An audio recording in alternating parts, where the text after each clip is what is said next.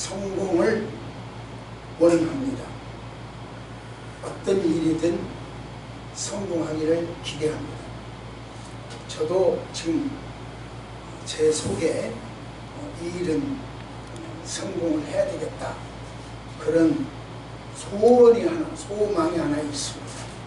여러분들도 무엇인가가 숨어 있겠죠. 성공은 잘못이 아니죠. 그러나 성공보다 더 중요한 것이 있어요. 성공은 그렇게 잘못은 아니에요. 그러나 그보다 더 중요한 것이 있어. 그게 바로 섬김이죠. 섬김.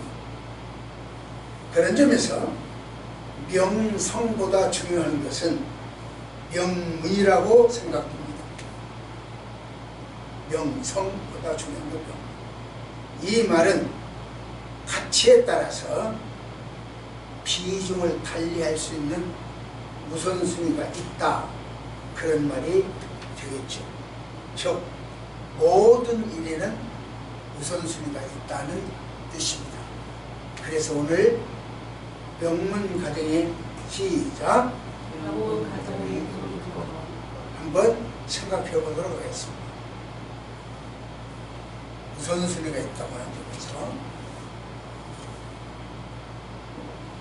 그렇다면 우리가 모든 일에 우선순위가 있다고 하는데, 우리가 그렇게도 원하고 소망하는 구원, 이 구원은 어떤 순서에 의하여 구원받을 수 있을까요? 모든 일에 순서가, 우선순위가 있다고 한다면 구원에도 우선순위가 있을 거 아니에요. 구원받는데도 어떻게 있을 것이냐. 일반적으로 이야기하기를, 구원에는 하나님이 불러주시고 내가 거듭나야 되고 회개해야 되고 하나님으로부터 의롭다, 너는 죄가 없다, 의롭다고 인정받아야 되고, 그렇게 해서 하나님의 아들이 양자가 되어야 되고, 양자가 돼 하나님의 아들이 된 사람은 성화되고 거룩하게 되어야 되고, 그것은 잠깐만이 아니라 지금부터 계속 하늘나라 갈 때까지 계속 견인돼야 된다는 거죠. 끌고 가야지 가다가 놓아버리면 안 된다는 거죠. 방치하면 안 된다는 거죠. 그렇게 해서 결국 영화롭게 된다, 천국에 들어가는 구원나라가 됐는다. 이렇게 해서 9가지 단계로 이야기를 합니다. 그러면 하나님이 명목아, 예, 너희 이뤘나? 요 순간과 하나님이 구원받아 영화롭게 되는 마지막 그 영화 단계, 구원의 완성 단계까지가 차근차근 제1단계, 2단계, 3단계 계단처럼 그렇게 올라가느냐? 이것 부르심이 끝났으니까 거듭남, 30분 후에 거듭남이 끝났으니까 내일 회심, 뭐 이런 식으로 단계가 있느냐?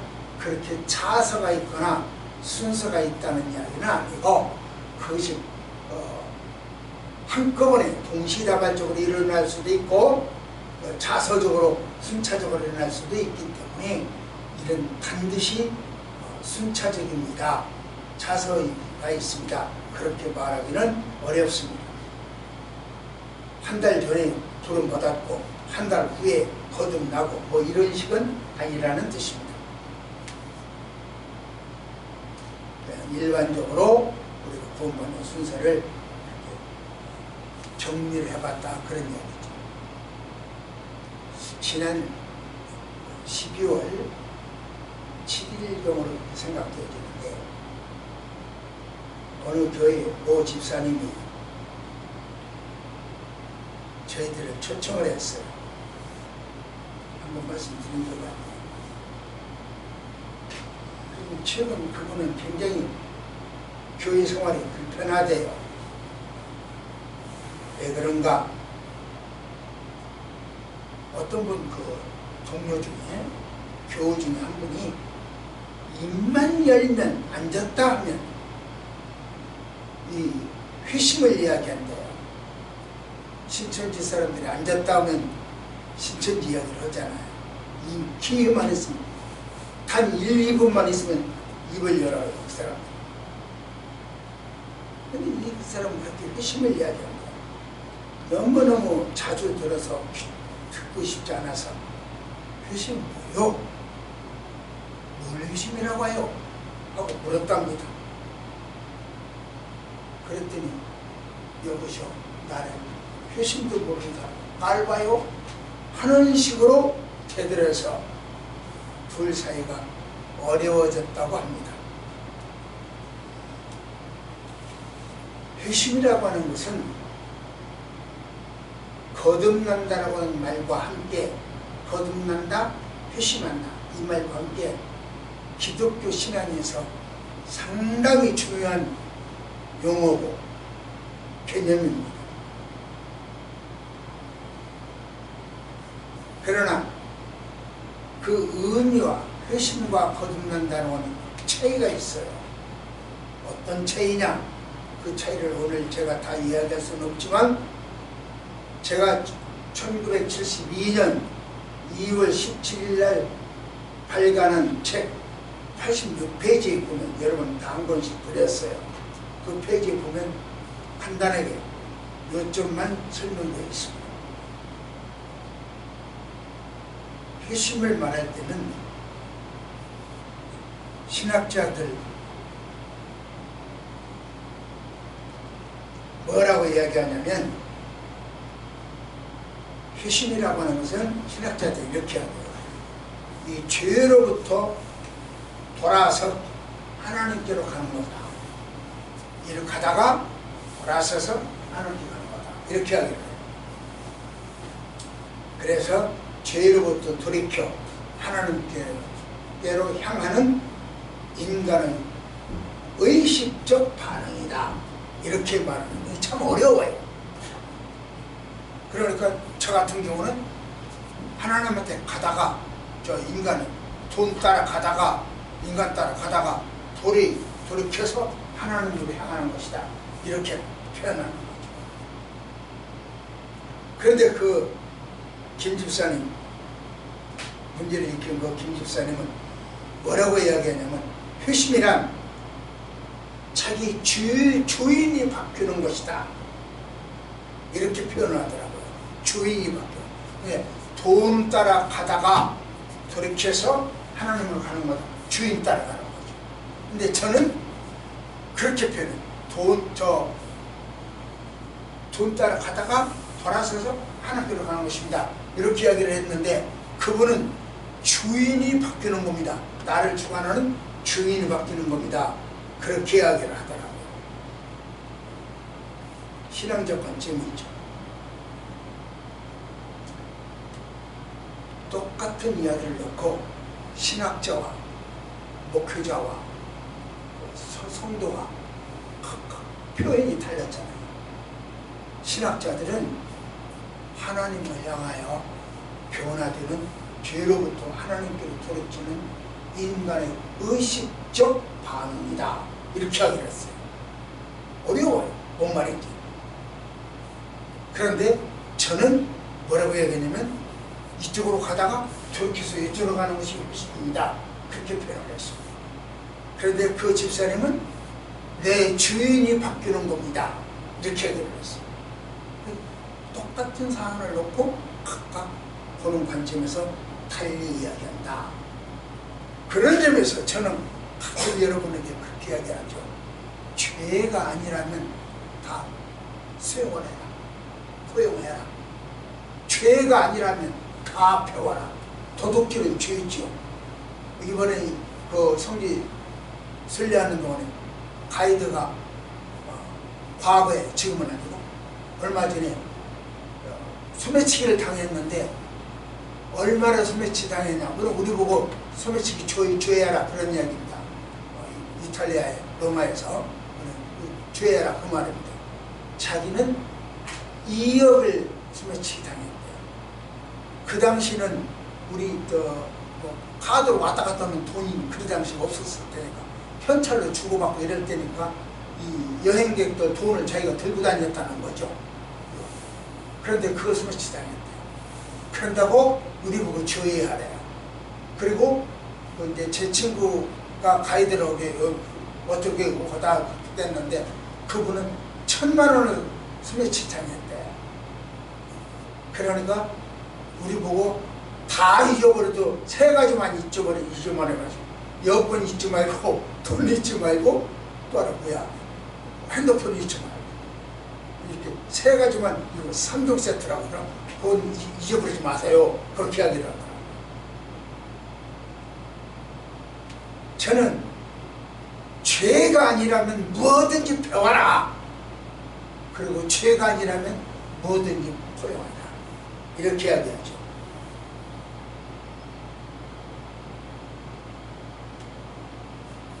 그런데요,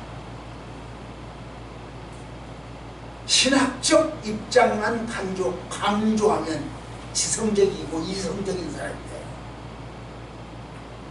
반대로 신앙적 입장만 이야기하면 몇 대 없이 흐느적거려요. 오징어처럼. 그러니까 신학과 신앙은 벽을 이루어야 돼요. 쌍 벽, 손바닥과 손등처럼. 그래서 믿음과 행함 동시에 이루어지는 것처럼 신학과 신앙은 동시에 다녀야 된다. 이런 관점에서 지금까지 말씀드린 그런 관점에서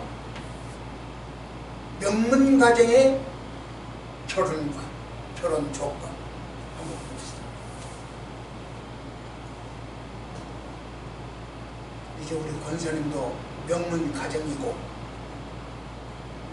두 딸을 결혼시켜야 할 관점에 입장에 있으니까 결혼 한번 이야기해 봅시다.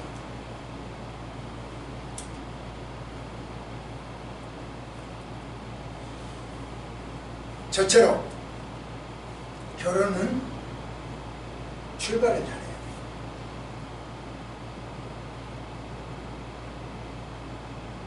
우리 이명훈 집사도 안영아 집사도 결혼시키려면 지금 결혼 조건을 잘 기억해 주시고 평생에 가슴에 새겨야 돼요. 여러분들의 자녀 결혼 조건 무엇인가요? 결혼 조건은 개인의 가치관, 문화, 사회적 환경, 그리고 개인적인 기대 등등 다양한 조건이 있죠. 일반적으로 결혼 조건을 이야기하기를 일반적으로 성격과 가치관, 경제적 능력, 외모와 건강,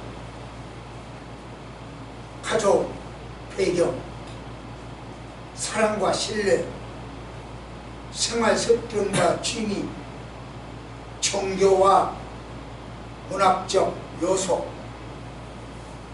미래의 꿈, 이런 것들을 다 결혼 조건으로 말합니다. 그러나 중요한 것은 두 사람의 서로의 기대,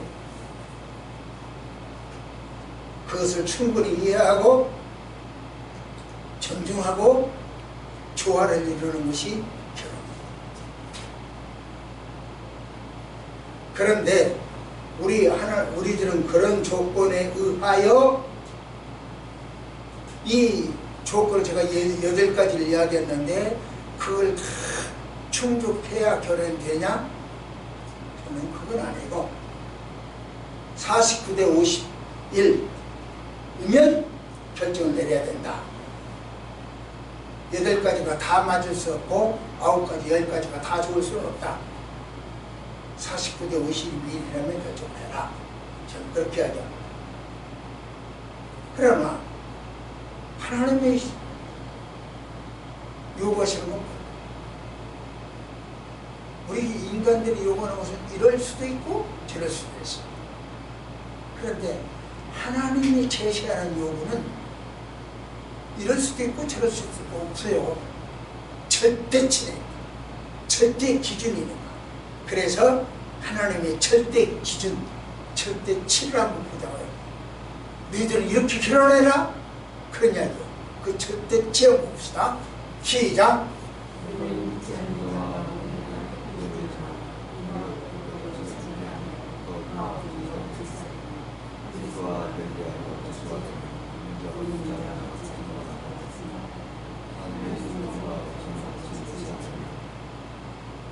믿지 않는 자와는 결혼하지 말래요. 이 길이 딱 서야 돼요. 어려서부터 지금부터 이 기준이 딱 서야 하나님 이건 절대 기준이야. 이럴 수도 있고 저럴 수도 있지 그거 아니요. 믿지 않는 자와 결혼하면 일평생 고생을 해요. 일평생 신경 써요.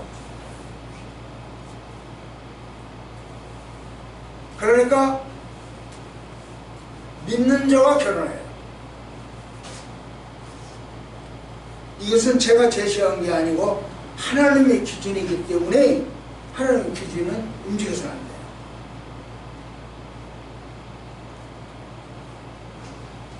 이런 기준은 사업에도 마찬가지요.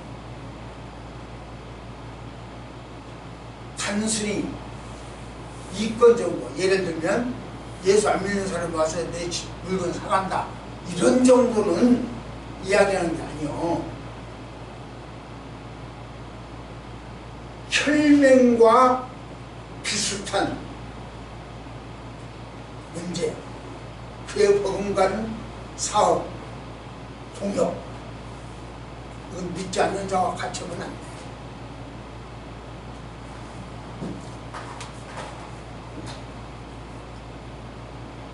제가 이렇게 말하면서도 제 자신이 그렇게 못했어요. 그래서 서기도 맞았어요. 말은 그렇게 하고 가르치기는 그렇게 가르쳐도 내가 삶을 그렇게 못 살았어요. 그 중에 하나,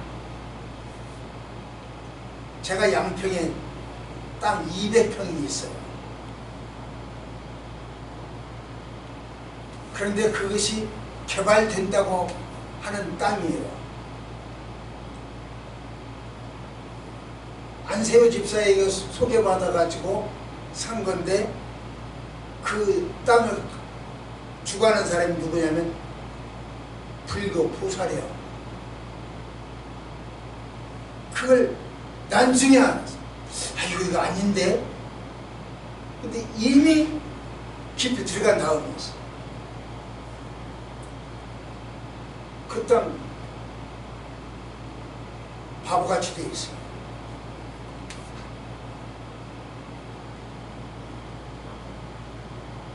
이게 믿지 않는 자와 몽열에 같이 한 결과야.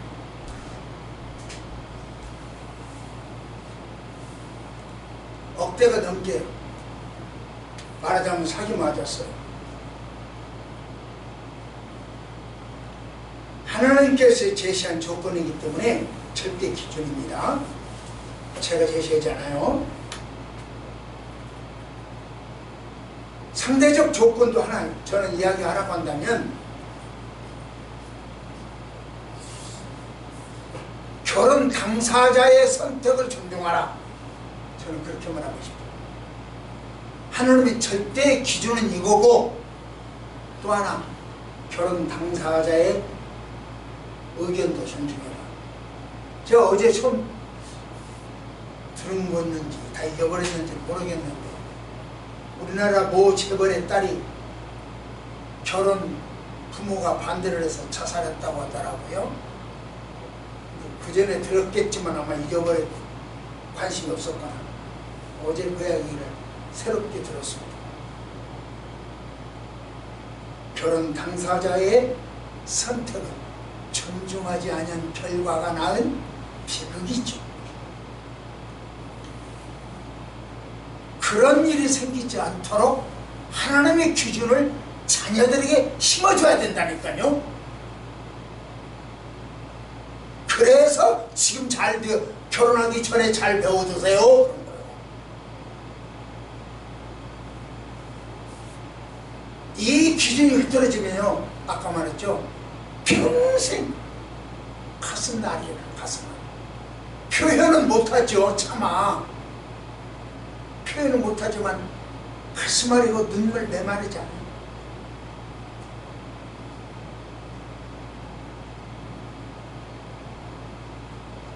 배우자의 눈에서 가슴에서 피를 토하는 기도가 나오지 않도록 협조하는 것도 또 다른 배우자가 할 일이에요. 신앙생활 잘 해줘. 가령 부인은 신앙생활을 하는데 남편이 개떡이다. 그러면 그 남편을 위해서 부인은 말은 못하지만 속으로는 피가, 그게 피는거예요. 부인의 눈에서 눈물을 닦아주는. 남편이 신앙생활 하면서 부인이 신앙생활 안 하는 사람이 있어요. 역으로 바꾸는. 남편이 차마 부인한테 험한 소리를 못하지만 인격도 있고 신앙도 있고서 준비도 있고 그래서 험한 소리를 못하지만 그 남편은 가슴이 미어 터져. 그래서 부인도 남편을 위하여 가슴을 열어야 돼. 그런 일이 생기지 않도록 처음부터 잘해라. 믿는 자와 믿지 않는 자가 어울리지 마라. 이렇게 이야기합니다. 이것은 결혼뿐이 아니라 혈맹과 같은 사업 동역도 그렇습니다. 사업 기준, 결혼 기준 오늘 제시했습니다.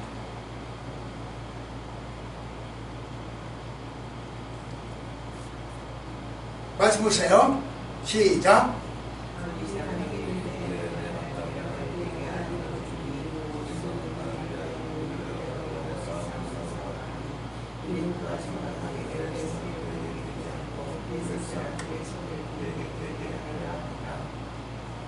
제가 양평 땅 이야기를 했는데 이 양평 땅 이야기, 그 땅을 말하자면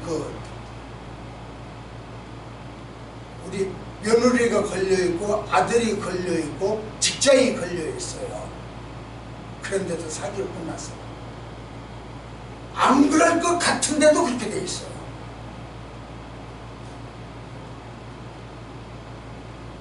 그러니까 내 조건 찾지 말고 내 판단하지 말고 하나님 조건, 하나님 판단을 절대 기준, 믿지 않는 자와 동역 결혼하지 말고 믿지 않는 자와 사업하지 마라.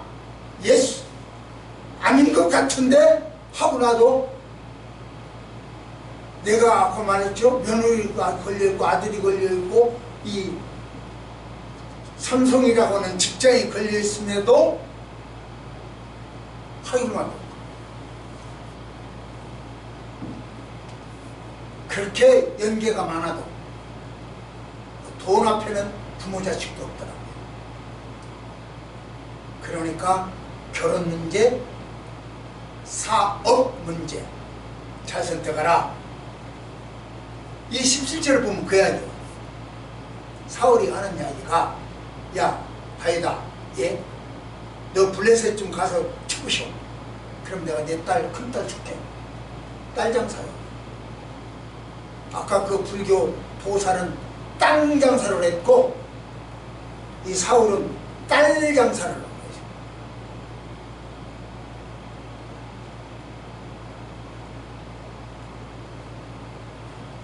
하나님의 뜻이나 부모로서의 도리 그런 생각지도 않아요. 그냥 정적 제거, 다윗을 제거하면 끝이야.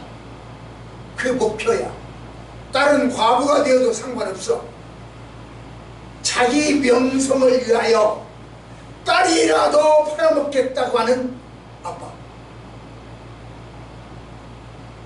우리는 명성보다 명문을 택해야 돼. 성공보다 섬김을 택해야 돼.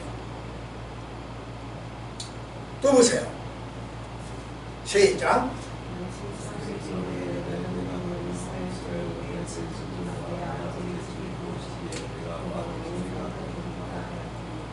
예. 다윗은 그렇게 하기에요. 나 피렘이 내가 어떻게 왕의 사위가 되겠어요? 말도 안 돼요. 듣고 돼요? 좋은 조건, 아주 좋은 조건을 포기해버려요.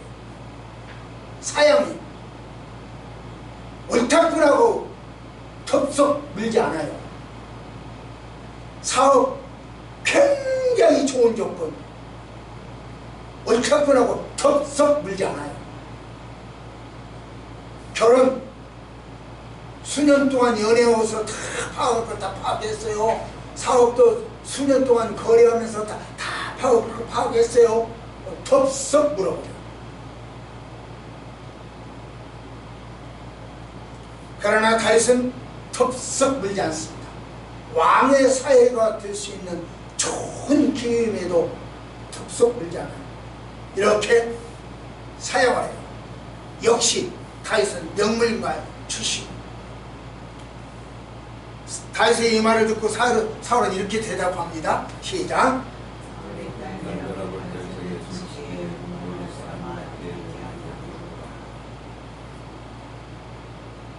자기 딸을 주기로 해보면 안 줘. 아들에게 줘버려. 다른 사람한테 준다니까요. 아까 내가 사기 맞았다는 거 똑같아. 사기 맞은 거에 다 있고, 딸 놓고 흥정했어도 사기를 맞아요. 목숨 걸고 흥정했어도 사기를 맞아요. 그러니 믿지 않는 사람과 동역하지 말고 믿지 않는 사람과 결혼하지 말아라, 이런 이야기야. 이건 내가 하는 이야기가 아니고 하나님은 절대 기준치를 여러분에게 알려드렸을 뿐이야.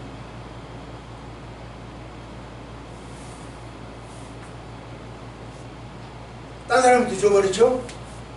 다요. 왕이라고 하는 명성이 가진 사람은 이렇게 딸 장사를 해도 되는 거예요? 자기 딸을 정략적으로 이용을 해서 명성을 얻으려고 하는 부모 괜찮은 거예요? 우리나라 모 정치인 보세요. 자기 유익을 위해서 형이나 형수를 얼마나 까부시던가요. 그런 인격을 가진 사람이 나라의 지도자가 되겠다? 저는 절대로 그런 사람 지도자 안 모셔요. 이만희처럼 그렇게 하는 사람 절대로 저는 지도자 안 모셔요. 우리나라 그 사람 보세요. 자기 주변에서 7명이 자살 당하게 만들어요. 그런 사람을 윗사람으로 모시겠다? 저는 절대로 모셔요. 그러니까 사상적 신념의 문제가 아니라 종교적 평가라는 거죠. 그래서 내가 가끔 그 얘기를 하죠. 선거 잘해야 됩니다. 그래야 나라가 삽니다. 그래야 기독교가 살아갑니다. 자기 정치적 철학으로 문제가, 신념으로 문제를 삼을 일이 아니라는 거죠. 사울이 딱 그 말이 똑같잖아요. 우리나라 그분과 그 사울과 뭐가 달라요? 다른 게 뭐예요? 하나도 없죠. 여기서 보세요. 하나님 이렇게 말씀하시죠. 시작.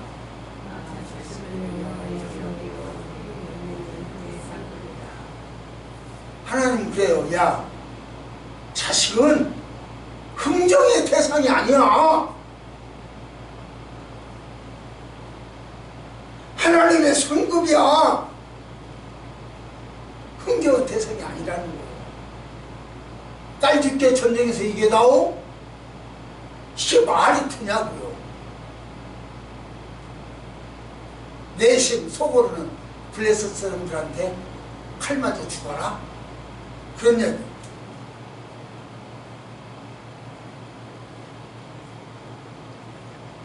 딸 장사, 사기꾼. 가족을 팔고 자기 이웃 동료들을 팔아서 자기가 뭐 되겠다. 자기 친구 지역구도 어떻게 해버려. 퇴적박죽이.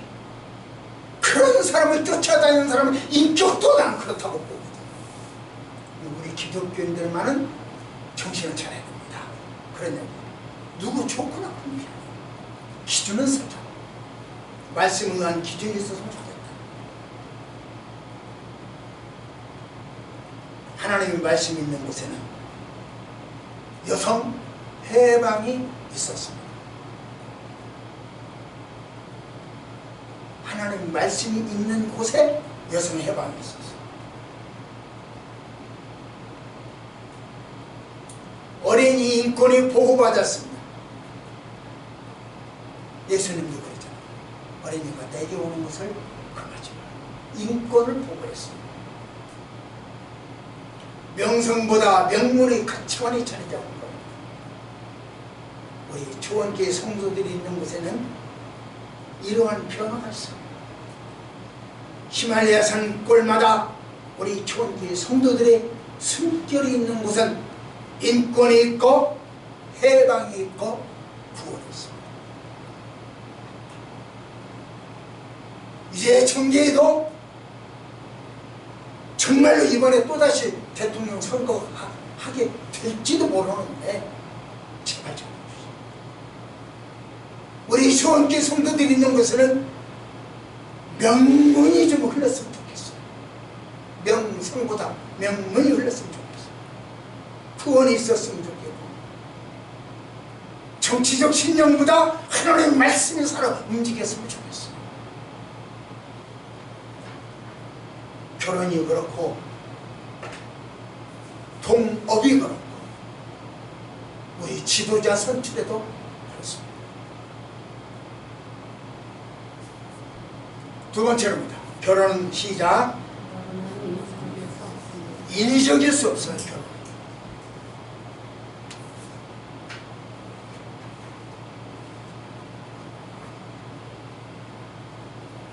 사울은 다윗에게 이야기했죠. 야, 가서 전쟁 열심히 충성을 다해. 그러면 내가 내 큰딸 넣어줄게. 그 약속 지켜줬습니까? 안 지켜줬습니까? 안 지켜줬죠. 사기쳤죠. 딸 놓고 사기친 거죠. 하지만 사울은 그 약속을 깨뜨렸다는 걸 알 수 있어요. 왜 그랬을까요? 왜 사울은 자기 약속을 왕으로서 한 약속 깨뜨리기가 쉽지는 않을 거예요. 어떤 사람은 그랬잖아요. 야, 내가 박정희 존경한다니까 진짜 존경하는 줄 아냐? 실제는 아니요. 아주 가볍게 이야기해버려요. 그런 사람이 왕이 돼? 아니죠.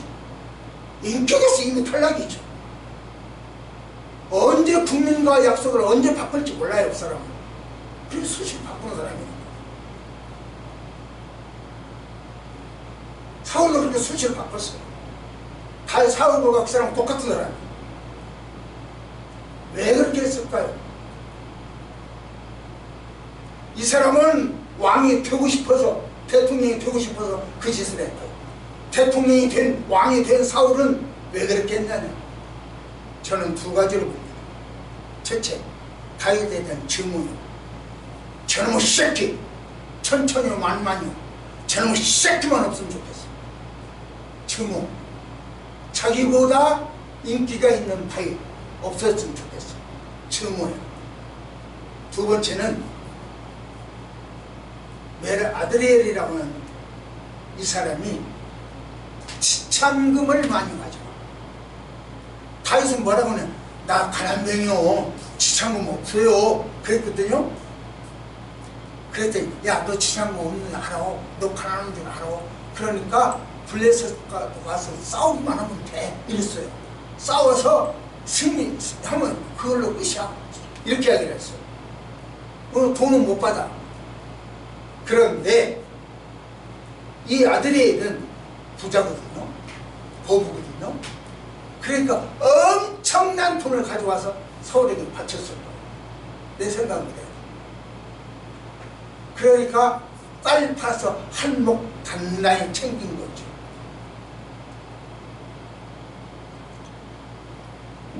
정적 제거해서 좋고 한몫 챙겨서 좋고 꼭목 깔먹은 거예요. 그래서 잘 줘버렸어요. 자기 정적을 사위 삼는다는 것이 쉬운 문제는 아니잖아요. 일석삼조야. 그래서 딸을 줘버렸어요. 그런데 또 다른 문제가 생겼어요. 인간적인 방법으로 그렇게 인간적 일석삼조라고 인간적인 방법으로 결혼시켜서 그 가문이 번창했던가요? 그 가문의 결과를 보십시오. 사울의 딸 메랍이 행복하게 살았던가요? 사울은 자기 외손자 덕을 봤던가요?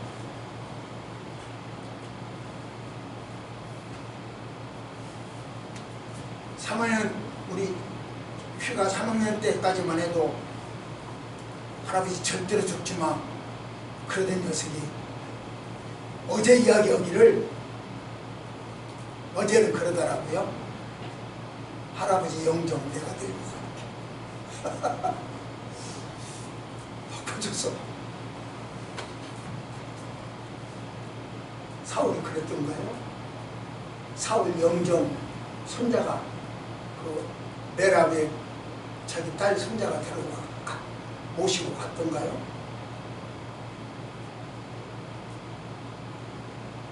나는 이미 지가 자원생이 하나 생겼어.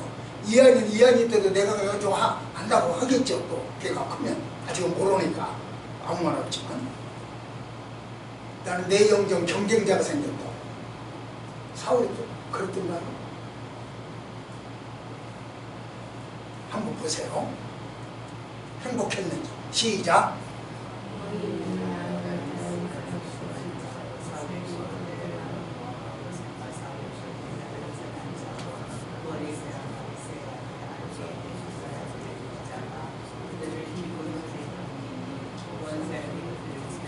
자, 그만합시다.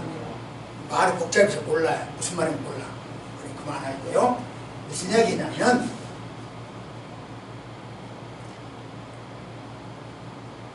사울 집안 식구들 중에서 누구를 죽여갔어. 그러면 내 분이 풀리겠어. 이게 저기 사람들 이야기야. 그러니까 다윗이 알았어. 내가 줄게. 누구를 죽이면 이게 다 사울의 여손자들. 여기 나온 사람들 다 이러면 죽여라. 그렇게 해야 돼. 영정 들고서는 없어요. 가문이 망했다니까요. 인위적 결혼은 가문이 망해요. 사울 자신이 망했고 그 가문이 망해버렸어요. 대를 수가 없어요.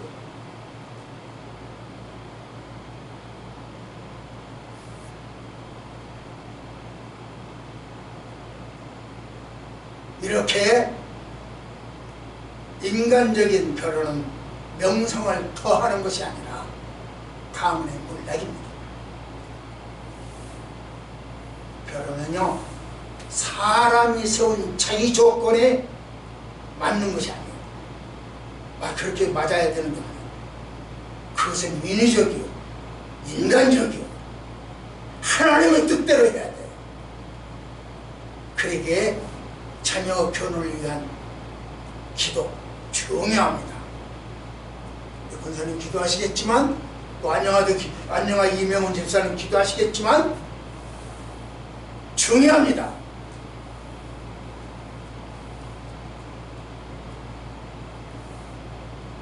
저도요, 좋은 사회, 좋은 매물을 달라고 언제부터 기도했냐? 이들 아들, 딸 태어나기 전부터 기도했어. 31개 항목의 기도 제목 중에 하나가 그거예요. 매일같이 기도하는 31개 중에 하나.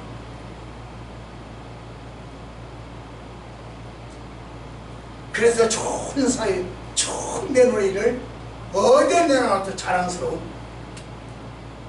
사위와 며느리를 하나님 주셨어요. 기도할 사람. 태어나기 전부터, 아들, 딸 태어나기 전부터 기도해야 돼요. 기도 없는 가정, 결과가 사울 가정처럼 멸문이에요. 가정예배 드리라고, 새벽예배 드리라고, 제가 왜 그렇게 눈에 있어서 목을 와 일으키느냐? 내가 해군이 좋구나.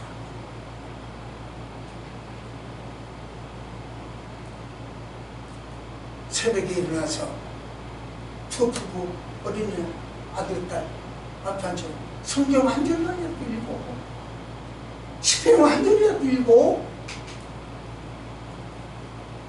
찬송 아니라도 같이 해. 기도하는 거야. 기도하라고, 같은 예배 드리라고 이렇게 내가 눈에 가르쳤음에도 안 하는 것은 이러한 문제를 당하기 전에, 이런 문제를 당하기 전에 잘해라. 또 보세요. 시작.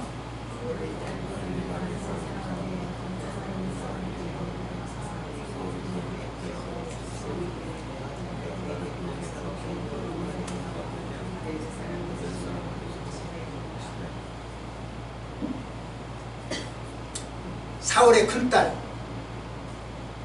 메랍 사건이 지났어요. 잊어버렸어요. 지나서 그 후 둘째 딸 미갈이 다윗을 사랑해요. 언니의 사랑 대상을 밑에서 이제 처제가 하는 거예요. 말하자면 다윗이 사울이 그걸 알아서, 아 그래? 시간 하나님 보호하사 또 다른 기회가 왔구나. 너무 즐거운 거야. 메랍부터는 실패했거든. 그러니까 다윗 죽이는 일에 실패했거든.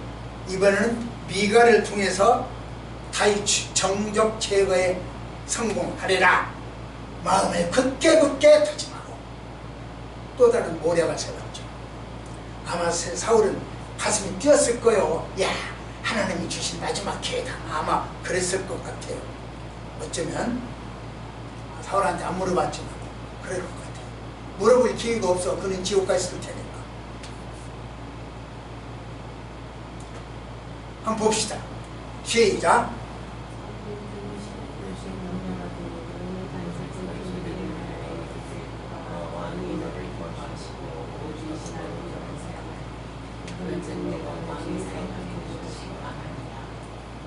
자기 딸 미갈이 다윗을 사랑하고 짝사랑한다는 것을 알았어, 사울이.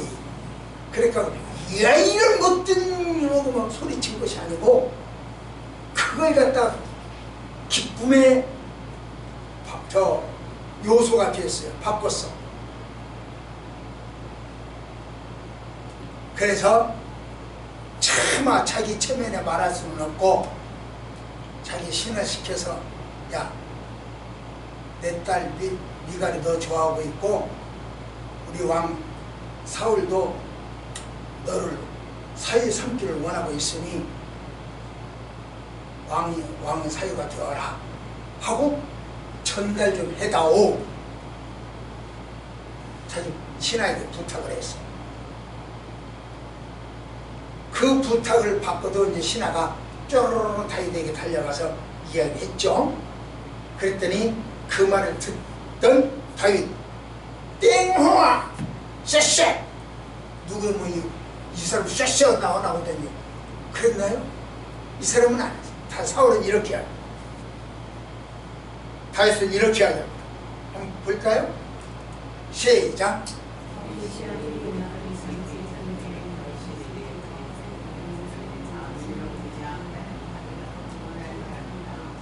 다윗은 좋아하고 섹시하고 띵화하기 전에 뭐라고 해요? 야, 왕의 사위가 장난감이냐? 돈이 개냐? 나같이 가난하고 천한 사람이, 돈 없고 뼈가 없는 사람이 어떻게 왕의 사위가 되겠냐? 못해. 이렇게 해야 돼. 지난번에 매라 큰딸 장사에서 내가 망했다 이렇게 말하지 않아요. 그때 한 번 속으면 됐지 두 번 또 속아? 이렇게 해야 되지 않았어. 나는 땅에 대해서 두 번 속았어요. 저 제천에서 한 번 속고 양평에서 한 번 속고 나는 두 번 속았어요. 그런데 다윗은 그렇게 해야 돼. 한 번 속지 두 번 속아? 그렇게 말하지 않았어.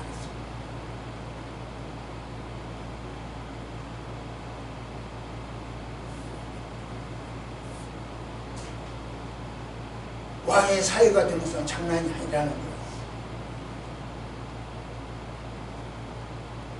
다윗은요, 사울의 맏딸 메랍 때의 조건과 지금이 전혀 달라지지 않아요. 일통단이죠. 그때는 메랍 때는 이랬고 미갈 때는 이렇다, 큰딸 때는 이렇고 둘째 딸은 이렇다, 바꿔지지가 않아요. 오로지 하나, 하나님의 기준, 절대치 하나, 그것만 딱 제시해요. 변함이 없어요. 그리스도인은요, 말 한마디에 변함이 없어야 돼요. 제가 땅 두 번 사기를 맞은 것도 그리스도인의 신뢰, 사기라는 것을 나중에 알았지만 이해를 제기하지 않는 신뢰. 충북 제천에서도 그랬고 양평에서도 신뢰. 한마디 했으면 내가 손해를 보더라도 신뢰해요. 그리스도인들의 이야기는 법이어야 돼. 그래서 내가 손해인 줄 알지만 말라고 하기로 했어.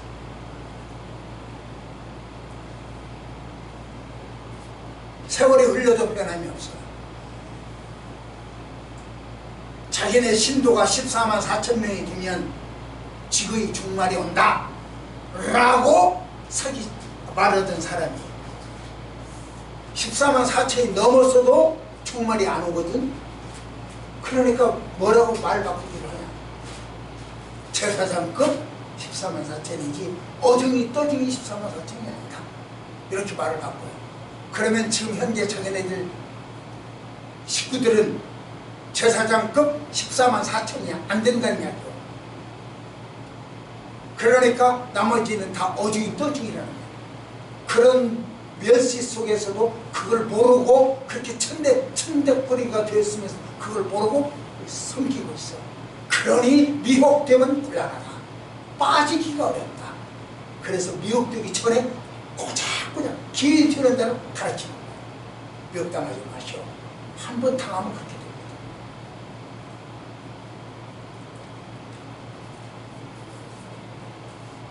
단 한 번만 이번 요것 한 가지만 인위적으로 내 뜻대로 결정하고 나머지는 다 하는 뜻에 따를게요. 그러지 마세요. 이 사람하고 결혼만 시키면 나머지는 다 하는 뜻에 따를게요. 또 이 사람하고 사업 동역시키면 하나님 뜻을 따를게요. 그러지 마세요. 단 한 번만 그러지 마세요. 그것이 바로 미혹이고 망하는 거예요. 자, 마지막 세 번째로 봅시다. 시작. 결혼은 나만 즐거워서도 안 되고 너만 즐거워서도 안 되고 우리 가정만 즐거워서도 안 되고 너희 가정만 즐거워서도 안 돼요.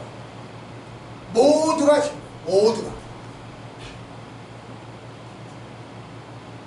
그것이 바로 모두가 즐거워야 된다. 그런 뜻입니다. 신랑만 즐거우면 그것도 문제예요. 신부만 즐거우면 그것도 문제예요. 신부 측 가정만 즐거우면 그것도 문제야. 신랑 측 가정만 즐거우면 그것도 문제야. 모두가 즐거워. 주변 사람까지, 주변 사람, 이웃 사람까지도 즐거워야 돼. 그런데 남의 아내를 억지로 꼬시고 미혹시켜서 이혼시키고 자기가 그 여자를 품에 안았어. 그 사람이 지도자라고. 여러분, 내가 지금 어떤 여자를 이혼시키고 품에 안고 여기 가서 설교하면 여러분들이 내 설교 받아주겠어?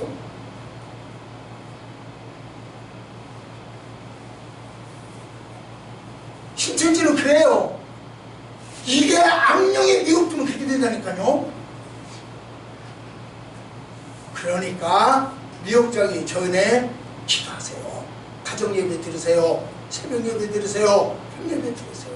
기회 나는 대로 기도하세요. 그래서 그런 사람이 이긴 자고 보혜자고 약속의 목자가 되겠습니다. 사울 보세요. 한번 볼까요? 시작.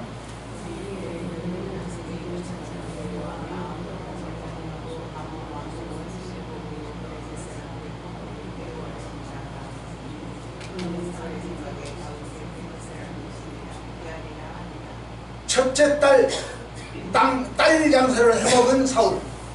이번엔 둘째 딸 장사를 합니다. 포피라고 한다면 남자 거시기야. 남자 거시기를 100개만 가져와라. 블레셋 사람.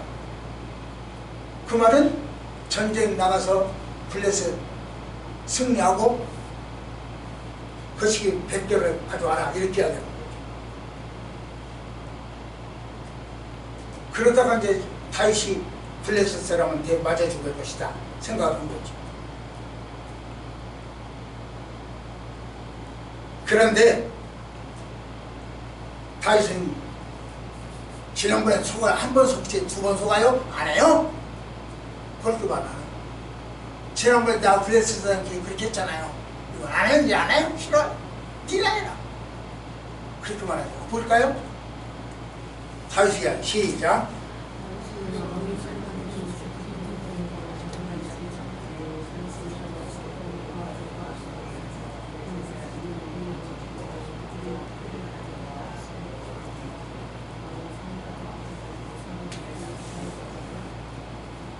(200개가) 좋아요.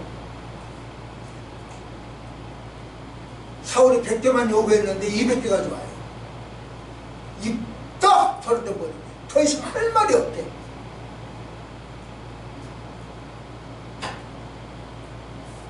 예, 우리는 하나님의 능력과 보살핌으로 상대방이 요구하는 배를 준비할 수 있습니다.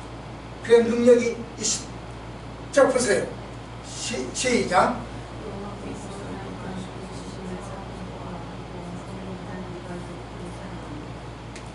어떻게 할 말이 없어요. 사울이 봐도 지가 생각해봐도 다윗 쟤에게는 하나님 함께하는 것이 틀림없어 보여. 자기 눈으로도 사울 눈에도 하나님 보여. 사울 눈에도 하나님 역사가 보여. 사울 눈에도 하나님의 사랑이 보여. 어쩔 수가 없어. 예, 우리 초원교회 여러분들을 볼 때 하나님 보이고 하나님 능력이 보이고 하나님의 은혜가 보이는 줄 믿습니다.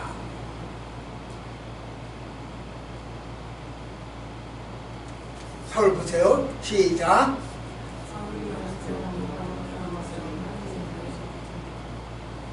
하나님 능력이 보이면 무릎 꿇고 한 팀을 이뤄야 되는 거 아니요?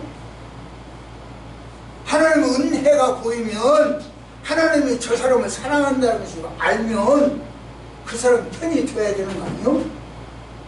여러분이 이 안목사 편에 서서 지금 다 나가도 안 나가고 서 있잖아. 여러분 앉아 계시면 뭐요? 여러분 눈에 하나님의 능력이 안목사를 통해서 보였어. 안목사를 사랑하는 하나님이 보였어. 그러니까 안 나가는 거예요.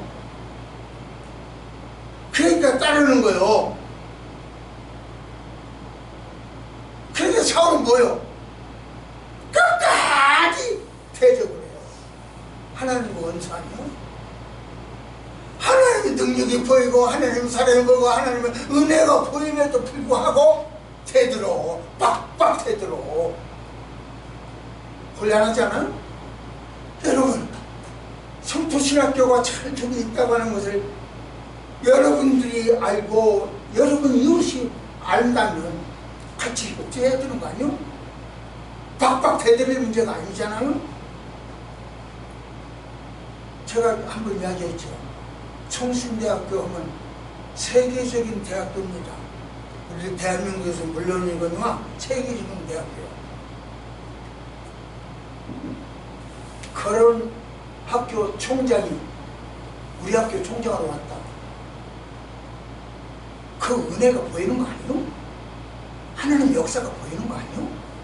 그러면 주뚱살뚱 지원해야 돼요. 무슨 저 홍보도 하고 협조해야 돼요. 그런데 사울은 그러잖아요. 끝까지 죽을 사람 따로 있어. 지옥 갈 사람 따로 결정이 돼 있다니까요. 다 예정이 돼 있는 거예요. 이렇게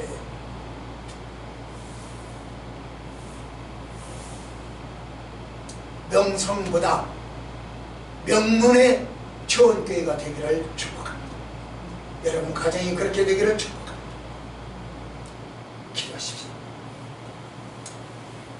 하나님,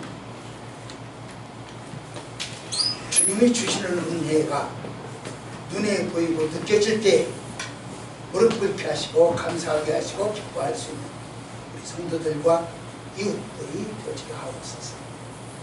예수님 이름으로 감사드립니다.